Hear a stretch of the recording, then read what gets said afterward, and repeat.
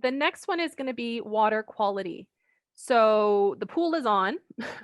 So we no crisis there. Now we need to look at the water quality.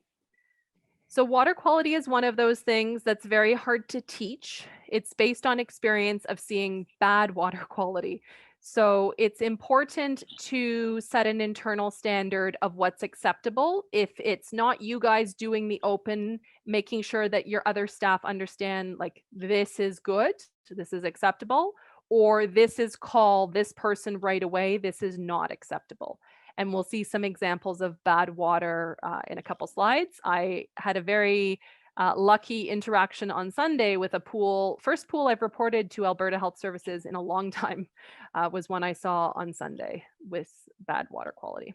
So what am I looking for when I'm looking at the pool water?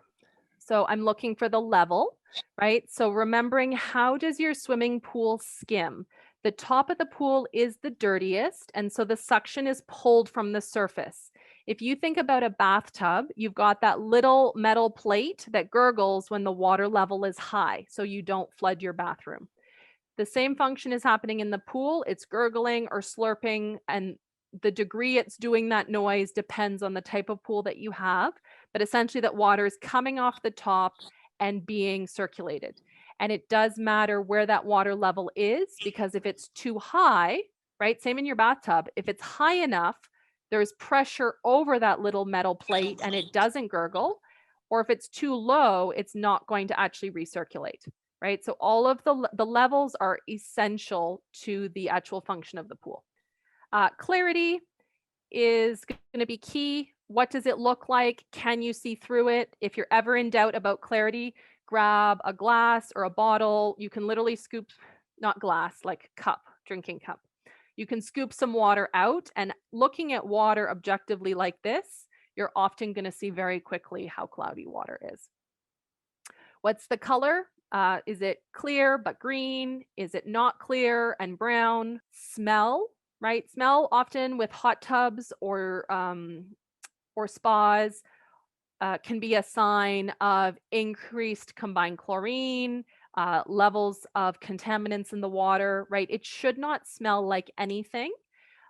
Remember that chlorine on its own, if you sniff chlorine out of the jug, there is the concentrated chlorine smell where it's trapped by the cap, right? So I remove the lid. It just smells like chlorine. It releases, it disperses, it stops smelling like chlorine. When you smell chlorine in a public pool, that is typically chloramines, right? Chloramines is the reaction of pee or germs with chlorine. They make a new product called combined chlorine. That off-gassing, that chemical reaction is what you're smelling. The more you smell that chemical reaction, the more contaminants had to be treated, right? So there should not be a smell. Hand feel, if you've ever washed a pot, let's say you had a big dinner at Thanksgiving, it's not COVID, and you washed a greasy pot in the sink and you feel the greasy sponge and you feel your greasy hands before the soap breaks through that grease. Low pH or high pH has a very distinct hand feel, right? You know what water feels like, and then how does the water feel? It's pretty noticeable when it's at the high or low end. Temperature, right? If you have don't have a deck level thermometer, you don't need one, but just sticking in your hand and feeling that temperature in relation to the building air, right? So are we in shoulder season, October? It's starting to get cold outside, but we haven't raised our temperature inside. Or another shoulder season is the spring, right? So it's hot outside. We're not yet maybe to air conditioning, so it might be cooler inside, right? It's balancing that air temperature and that water temperature. Checking that you can see the black disc or the grout lines, and then debris, right? Is there anything that the vacuum hasn't picked up? Just do a quick visual scan. Okay, I need Susie to grab the net and skim in the deep end, or I'm going to move the vacuum over to this corner. Is there any visual debris that I need to deal with? So this is a pool in southern Alberta. I went out Saturday, Sunday to shoot a bunch of content for Instagram for the next month. So I'm walking around the fence of this pool and I'm thinking, oh, okay, it's not great, but is it, I don't know if it's that bad. Look at the deep end. So this is the deep end. I am standing behind the lifeguard chair at the edge of a chain link fence. There's no processing on this photo. I am almost 6 feet tall. So if I at 6 feet can barely see the lines, we have a problem, right? So this is bad water. And I waited 2 days and I was still feeling guilty about it. I sent the organization an email on Sunday night saying, hey guys, you need some training. I didn't sell my training, but I said, hey, your staff needs some help. Waited 2 days, never heard from them. Did send an anonymous complaint to AHS and they called this morning and said, can you send us some photos to see how bad it is? Right? It's not good. So we've looked at the water, we've touched the water, then we need to get into water testing, right? So these are going to be the tests that the province of Ontario requires that you test before the pool opens. And this is where the minimum time is 30 minutes prior to opening. Your time may vary in terms of how comfortable or out of practice you might feel doing these things. So chlorine, free and combined, pH, alkalinity, calcium, temperature. The first three, all of those values will be in accordance with the Ontario health regulations. If you don't have a copy, they're available on our website. We have a resources menu. It's linked on the final slide of this PowerPoint. There you'll find all of the provincial health regulations, as well as some guidance documents from organizations like, the CDC, the Red Cross. There's lots of documents. Anything else that you would like to test? So you don't have saltwater systems, but if you did, you would be checking the salt. You may check the total dissolved solids, the TDS. That does depend on if that's important for your facility or not. And then we need to correct the water quality. So correcting may be done at this stage, or you might finish up steps, because we're on step 3 right now, right? Section 3.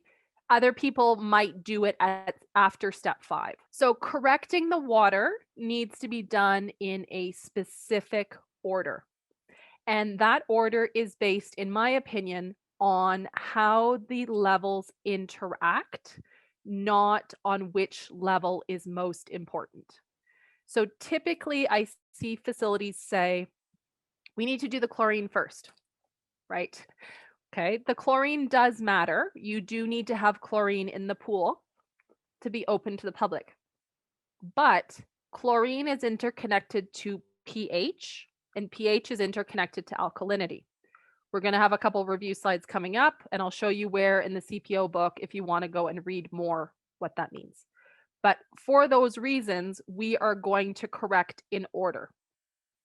If you need to correct alkalinity, you're doing that first with your sodium bicarbonate. Then you are looking at your pH or your base level. And that is because if your alkalinity is low, your pH level will not be accurate. So as an example, if you perceive the pH to be 7.2, but the alkalinity is low, you need to fix the alkalinity to know how high the pH is actually. So by raising alkalinity, it will appear to raise pH. It's not a cause and effect.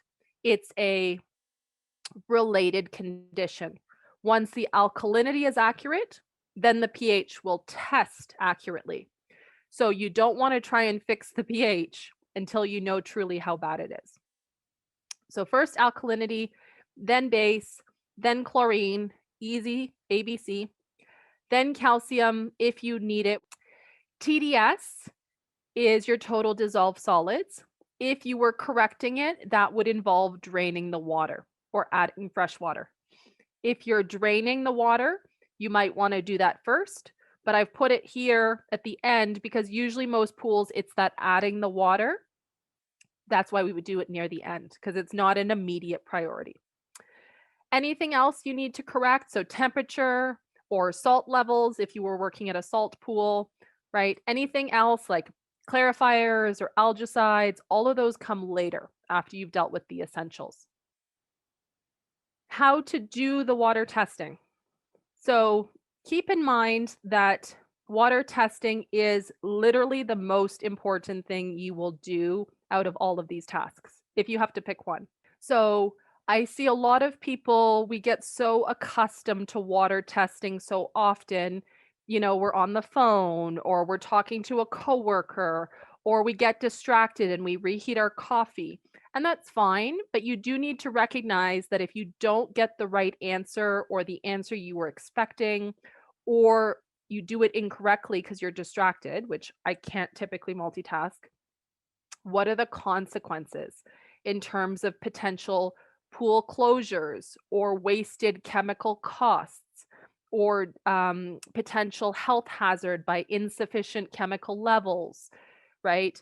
That's if we go back in our minds to that cloudy water photo from a few days ago.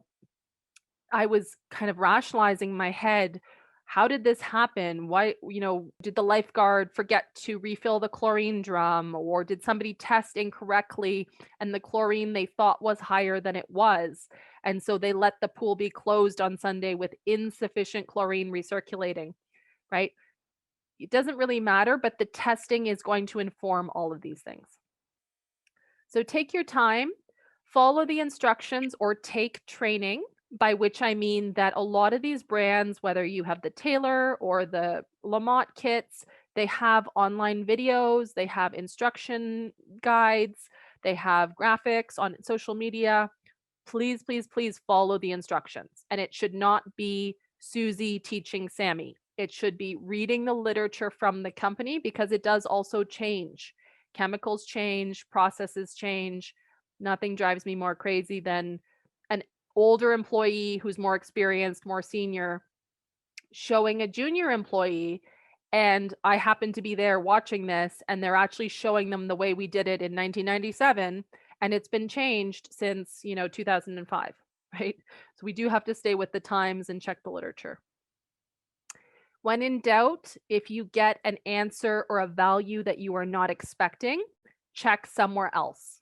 So if you do the left side of the pool, go to the right side, or go to the filter room, or use a different test kit if you have multiple brands on site, or even ask somebody else. Hey, can we swap tasks? I'll take out the vacuum. Can you check this? I'm don't tell them what value you got. I'm not sure if I got the right value. Can you check it for me? And question everything, right? Reagents could be expired. They could be a bad batch. They could have gotten too hot or too cold or who knows what. Just be aware of that. And always with water testing, check so often that you're not surprised, and that may be different times on different days. So we're going to talk about this coming up in a few slides, but operationally thinking about, what does the workday look like? If the pool opens at 8 and closes at 6, is it continuous lessons throughout the day? Are there service breaks? Are there staffing changes? What does the day look like? And making the pool operations specifically fit that day versus this is how we do it every single day of the year. So water testing, why does it matter? The pool is our product, right? Yes, your instructors are your product. Yes, your service is your product. Yes, small ratios and warmer pool, that's your product. But fundamentally, the pool is your product. So if you don't have a clean, disinfecting pool, you don't have a good product. So some reminders from CPO class. A lot of these come from chapter 5, so you can definitely have a look in your book as well. But some key things that a lot of people forget. pH is going to rise when we add chlorine, right? So if chlorine and pH are working at a steady level all day long, they're relatively steady. If I suddenly dump in a bunch of chlorine because we had a camp swim or we had a birthday party, the chlorine has gone down and the pH is going to go up from the dirty people as well as from that dramatic addition of chlorine. Controlled pH leads to better disinfection. So if you look at this chart over here, which is also in your CPO book, but it will look different. This one's a little bit easier to understand. So let's go over here to 8. In Ontario, your pH must be 7.2 to 7.8. So if it gets to 8, you should be closing the pool. Why is this a problem for the chlorine? So if we look at this chlorine curve, let's call it efficacy.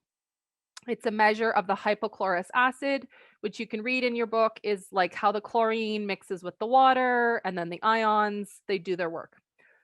All that really matters for our review is that at a high pH, because the bottom is the pH, at a high pH, we got low chlorine efficacy. At a lower pH, let's call this 7.1 or 7.0, look how much more effective the chlorine is. Okay, so chlorine and pH are really partners, they're interconnected. A lot of pool operators they'll say, well, the chlorine's good, I don't need to worry about the pH. The chlorine is good and the pH is compliant. pH is really, really important actually. And it's not to say you need to agonize and have your pH be exactly 7.2 and it never changes, but understand that the higher the pH gets, the less effective your chlorine is in the scheme of things. And that's a decision. We all make decisions every day. I'm going to eat the fried chicken today. I'm going to have a salad tomorrow. That's the decision. I own it. I do it. I'm going to let the pH go high, but then I'm going to add more chlorine because I know that means that the chlorine I have in the water is less effective, right? Or I'm going to spend more money controlling pH. So eventually I can spend slightly less money on chlorine, right? Everything you do as a pool operator and as a management team is to make decisions operationally, what is important for your organization, and then what is the best practice based on the science and practically speaking, how your facility runs. Chlorine tends to go down when the pool's being used, right? So dirty kids come in the pool at 8 a.m. The chlorine will drop, not dramatically, hopefully, because your chlorine delivery system should be able to keep up. But that is where you'll see typically when you come into the pool in the morning, the chlorine should be stable, the pH should be stable. They caught up and balanced overnight while the pool was not in use. That was why I was particularly concerned about the water quality I saw at this pool on Sunday, because if it was that bad on Sunday, the pool was closed since 4 p.m. on Saturday. That's not a good sign. Chemicals are more volatile in warmer water. So I believe you keep your pools pretty warm. And so that's going to mean chemicals break down faster. They react faster. There's more germs, more sweat, right? That's just your reality versus like a lap pool at the community center. Let's say you go to the Olympium, let's say. It's going to be colder water. It's going to react differently. And then the other challenge that you have is you have a relatively small body of water. So it's going to be more reactive, more responsive to change. The Olympium is going to see changes over 4-6 hours. Doesn't matter if they have 100 swimmers or 1,000 swimmers, that big body of water is going to take a while to change. It's the same way if let's say you're cooking pasta for 15 people. If you accidentally add too much salt to the water of the pasta, you're probably not going to notice it. There's so much pasta, so much water. If you add too much salt to one box of mac and cheese, it's going to be very obvious. There's no wiggle room. It's very sensitive and it's very quick to change. So this is a good chart to start, right? Because you've got the ranges that you want, right? As an organization, you've got the legal ranges. Sorry, I'm assuming these are the legal ranges, not the organizational ranges, right? And then you have multiple timestamps throughout the day.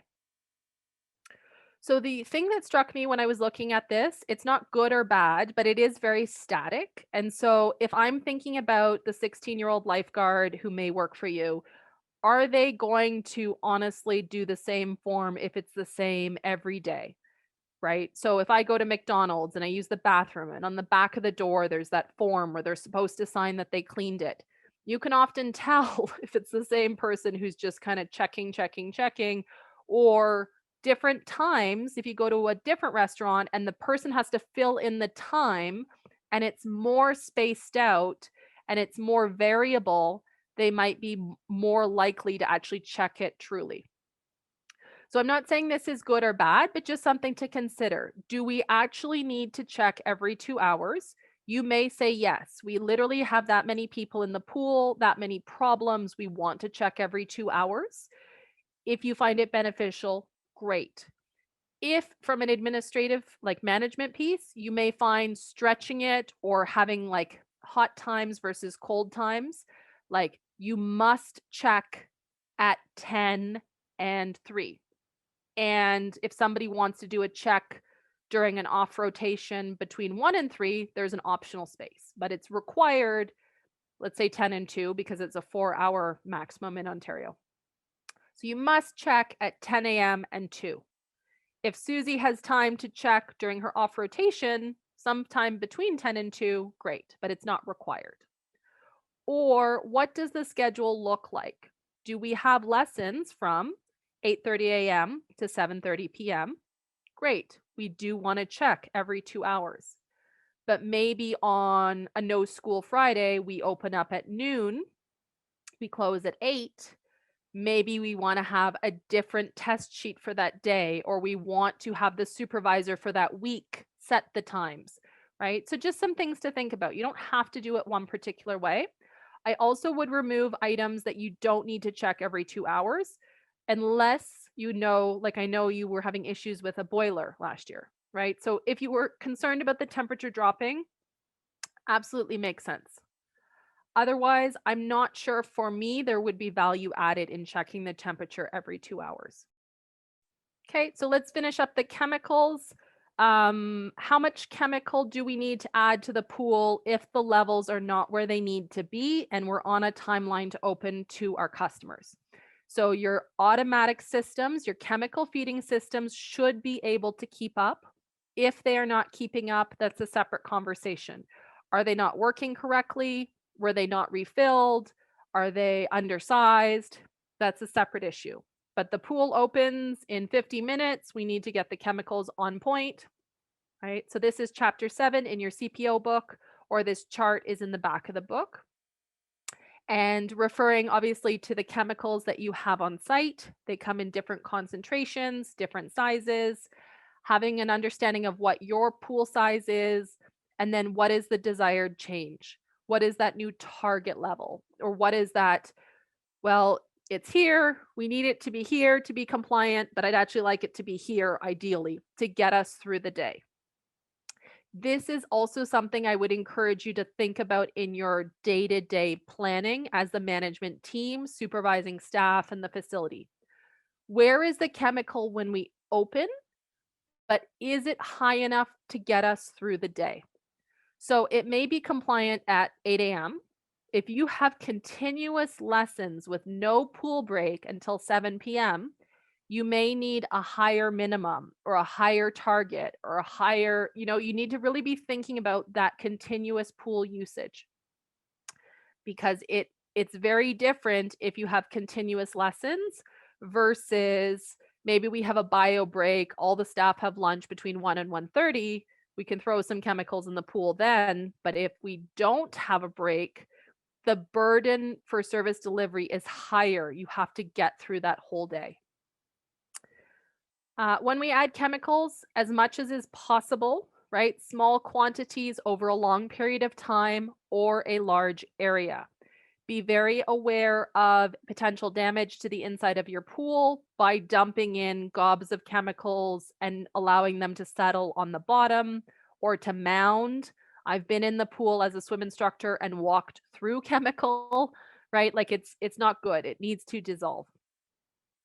Treat in order of relationship, as I mentioned earlier, not prioritizing like an importance, but these are interconnected.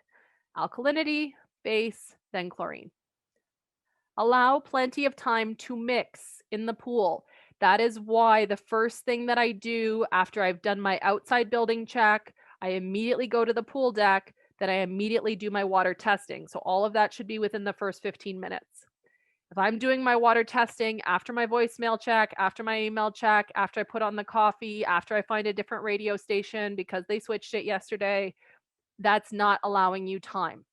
So you either need to change the staff behavior or increase the amount of time they have. Always use caution when making a slurry mixture. So, slurry is when you take the powder and you add it to the water, either in a bucket. Um, some people feel that this is safer because there's less powder in the air.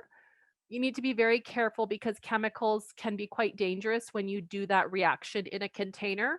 It's always my recommendation to sprinkle chemical into the pool with a massive jug, right? Like a special scoop, like a big flower cup scoop, so that you don't have to add the extra step of mixing, splashing.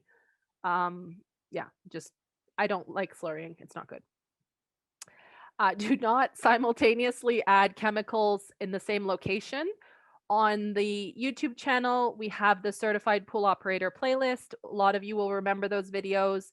There is a great video that's come out more recently, the chemical safety video talking about chlorine gas that occurs when muriatic acid and chlorine are mixed in the pool. So a lot of people don't realize that in an effort to be expedient, they create dangerous situations. Wear your PPE, check the safety data sheets, and a big question is how long until the next operational break? So my target to get to 1 o'clock with the chlorine level might be different from my target to make it to 8 o'clock with the chlorine level. And I just noticed this guy had Crocs on. So ignore ignore his open-toed shoes.